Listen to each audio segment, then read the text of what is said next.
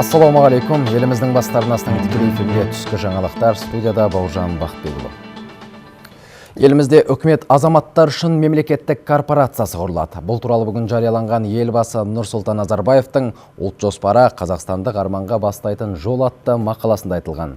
Жаңа құрылымға халыққа қызмет көрсету орталығы, жылжымайтын мүлік орталығы, жер кадастры ғылыми өндірістік орталығы және зейнетақылар төлеу жөніндегі мемлекеттік орталықтары біріктіріледі. Нәтижесінде азаматтар мемлекеттік қызмет көрсетудің ортақ жүйесіне ғана өтініш береді. Бұл әкімшілік кедергілерді жойып, сұрау салынатын құжаттар тізімін қысқартуға мүмкіндік береді.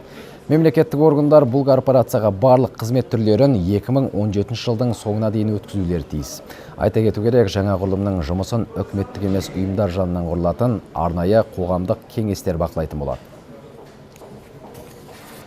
Елімізде жергілікті билік органдары мен қоғам алдында есеп беретін жергілікті полиция қызметі құрылады. Елбасы мақаласында бұндай қызмет тұтастай экономикалық ынтымақтастық пен даму ұйымына мүше бірқатар елдерде өзін жақсы көрсеткен. Жергілікті полиция қызметінің қарауына қоғамдық тәртіп күзеті, тұрмыстық қылмысқа қарсы тұру, жол қауіпсіздігін қамтамасыз ету мен ұсақ құқық бұзушылықтарға аты мен төзбеушілік мәселелері беріліп отыр. Осы жаңалықтар жаңа заңнамада көрініс тапқан деп жазылған. Сондай-ақ мақалада қылмыстық құқық бұзушылық картасы интернет порталы құрылатындығы айтылған. Мұндай тетік әлемнің бірқатар елдерінде табысты қолданылып келеді. Осы веб-ресурсқа елдегі барлық қылмыстық құқық бұзушылықтар жедел түрде енгізіледі. Бұл жұртшылықтың құқық қорғау органдар жұмысының тиімділігін бақылауына мүмкіндік береді.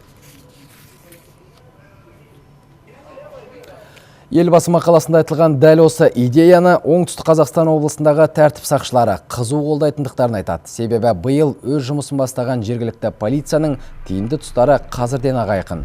Бұл құрылым өңірдегі қылмыс пен құқық бұзушылықтың қазіргіден әлдеқайда кемуіне ықпал ететін болады. Өйткені жергілікті полиция халықпен қоян-қолтық жұмыс жасап, қоғамдық тәртіпті күзетеді. Және тәртіп сақшылары халықтың алдында есеп беріп тұрады. Енді осы бағыттағы іс-шаралар жетілдірілетін болады.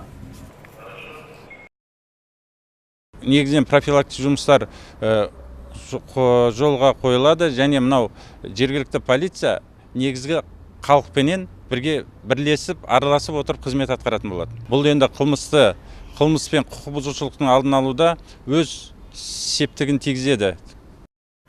Ел сөзінде үлкен біріктіруші күш бар. Өйткені барлық уақыттарда кез келген қазақстандық үшін туған жер сөзі ең жақын ұғым болып қала береді. Бұл елбасы Нұрсұлтан Назарбаевтың сөзі. Президент бүгінгі мақаласында мәңгілік ел жалпыұлттық идеясына баса мән берген. Мәңгілік ел идеясында болашаққа деген жалпы халықтық сенім айнадағыдай көрініс тапқан. Жасампаз қазақстандық патриотизмнің осынау негізін біз өзіміздің ұлы істерімізбен қалыптастырдық. Оны нығайтып және көбейтіп қана қоймай, сонымен бірге ұрпақтан ұрпаққа, дәуірден дәуірге ұластырып отыру керек. Мәңгілік ел патриоттық актісінің тарихи және рухани күші осыдан танылуы тиіс делінген мақалада.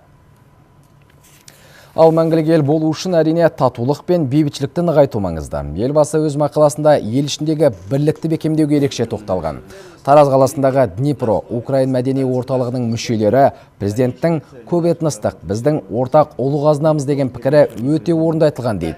Бұл қағида Жамбыл өңірінде 80 түрлі ұлт пен ұлыс өкілдерінің тату-тәтті өмір сүруіне сеп болып отыр.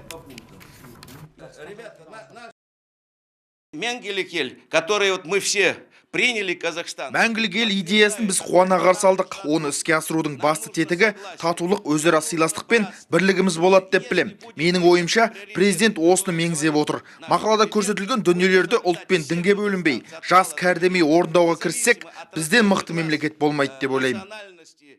2017 жылдан бастап Қазақстан бағаны реттеу саясатынан бас тартады. Ал жаңартылған монополияға қарсы қызмет еркін бәсекелестікті жан-жақты дамытуы тиіс.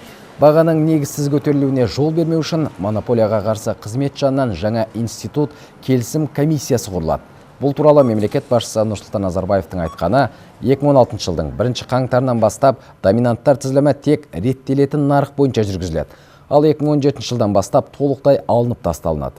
Тиісті тауарлы рыноктарға субъектілердің үлесін ұлғайтуға мұндай іс-қимылдар бәсекелестікті шектеу белгісі болмаған кезде ғана жол берілетін болады делінген. Ал қазіргі баға нарқы қандай? Өткен жылы азық-түлік құны 2014 жылдың желтоқсандағы кезеңмен салыстырғанда 11%-ға қымбаттаған. Статистика комитеті таратқан мәліметке сәйкес, сұранысы жоғары тағам түрлері ішінде күнбағыс майы, жеміс пен көкөніс, қант, жұмыртқа мен бірінші сұрыпта ұннан пісірілген нан бағасы айтарлықтай өскен. Ет өнімдерінің арасында ерекше қымбаттағаны шұжық түрлері мен сиыр еті, ал құс етіне баға керісінше төмендеген. Павлодарда болған алапат өрттен табиғатқа зиян келтірілген жоқ. Бұл туралы арнамызға берген арнайы сұхбатында қала экологтар хабарлады. Айтуларынша, ауаның ластану деңгейін бақылайтын шаһардағы 4 станцияның ешқайсында улы қалдықтар қалыпты көрсеткіштен аспаған. Сондықтан тұрғындардың алаңдауына еш негіз жоқ. Апат айтпай келет. Мұнай-хим ЛТД зауытында өрт аяқ асты тұтанған. Ғимарат ішінде 5 адам болған. Кейін анықталғандай тілсіз жаудан олардың барлығы бірдей бой тасалап үлгермеген. 25 жасар Қуаныш Ысқақов пен оның 39 жастағы әріптесі Сергей Мутас оқиға орнында жан тапсырды. Соңғысының 2 бірдей бөбегі жетім қалды. Аман шыққан 3 адам ауруханаға түсті. Денелерін күйік шалған. Оларды ажалдан арашалау үшін Павлодар дәрігерлеріне астаналық әріптестері көмек беруге келіскен. Кеше консилиум болды, соң Астанаға звондап, бүгін консультант келеді. Ем жағдайын соң ол айтады, не істейтін, қалай істейтін. Өрттің қауіптілігі аса жоғары деп танылған. Өйткені кәсіпорынға іргелес өзге де мекемелер орналасқан. Олардың қатарында Павлодар мұнай-химия зауыты да бар. При тушении осложнялось тем, что Жағдайды ушықтырғаны өрттің құрамы химиялық заттарға толы болғаны. Сондықтан оны сумен емес, көбікпен сөндіргенді жөн көрдік. Қазір арнайы комиссия жалынның неден тұтанғанын анықтауда, ал кәсіпорын басшылығы қаза болғандар мен зардап шеккендерге материалдық көмек көрсетпек. тяжело, конечно, говорить.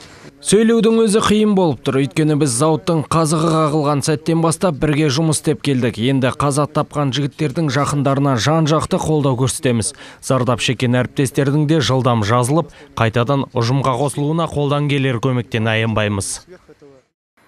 Мамандар апат орнын зерттеп жатса, экологтар өрттен тараған улы түтіннің қаланың ауасын қаншалықты ластағанын анықтап қойды. Нәтижесі көңіл көншітерлік. Кешегі өрттен кейін ауада улы заттардың иісі сезіледі деген арыздар түсті. Алайда жағдай қалыпты. Улы заттар қалыпты деңгейден аспаған. Әзірге өртке не себеп болғаны белгісіз, ал зауыттың жұмысы қашан жанданатыны 10 күннен кейін белгілі болады. Бақтияр Хамид, Салауат Темірболатұлы, Марат Егіліков, хабар Павлодардан. Қазақстан таяу шығыстағы шиеленіскен жағдайға алаңдаушылық білдіруде. Бүгін Сыртқы істер министрлігі таратқан түсіндірмелік хабарламада осылай делінген. Әлемдік қауымдастықтың жауапты мүшесі ретінде Қазақстан өңірдегі қауіпсіздік пен тұрақтылыққа қатер төнген кезде Сауд Арабиясы корольдігі мен Иран Ислам Республикасының арасындағы қарым-қатынастың ушығуына алаңдаушылық білдіреді. Біз достық қатынастағы бауырлас мемлекеттер Сауд Арабиясы мен Иранның басшылығын, сондай-ақ басқа да мемлекеттерді конфессияаралық шиеленістің әрі қарай өршіп кетпеу үшін дипломатиялық қатынастарды қайта қалпына келтіру мақсатында саяси диалогты орнатуға және елдер арасында келіссөздер жүргізуге шақырамыз делінген хабарламада. Сондай-ақ шетелдік дипломатиялық өкілдіктерге шабуыл жасауға жол бермеуі тиіс екендігі атап өтілген. Солтүстік Корея болса сутегі бомбасын сынақтан сәтті өткізді. Бұл жөнінде елдің орталық телеарнасы арнайы шығарылымда хабарлады. Мәлімдемеде мемлекетке қатысты ақш-тың салқын саясаты тыйылмайынша Корея Халық Демократиялық Республикасының ядролық бағдарламадан бас тартпайтындығы айтылған. Солтүстік Кореяның бұл әрекеті бірден бірнеше елдің наразылығын тудырды. Оңтүстік Корея Пхеньянның бұл қадамын Біріккен Ұлттар ұйымы Қауіпсіздік кеңесі қарарының кезекті рет бұзылуына балады. Сондай-ақ ел президенті ұлттық қауіпсіздік кеңесінің шұғыл жиналысын өткізіп, ел әскерін тік тұрғызды. Ал Жапония билігі Солтүстік Кореяның сынағына байланысты ресми қарсылығын білдірді. Сонымен қатар ел премьері Синдзо Абэ Пхеньянда шын мәнінде ядролық сынақ өткізді деп мәлімдеді. Бұл мәселеге байланысты бүгін Біріккен Ұлттар ұйымы Қауіпсіздік кеңесі де шұғыл жиын өткізеді деп күтілуде.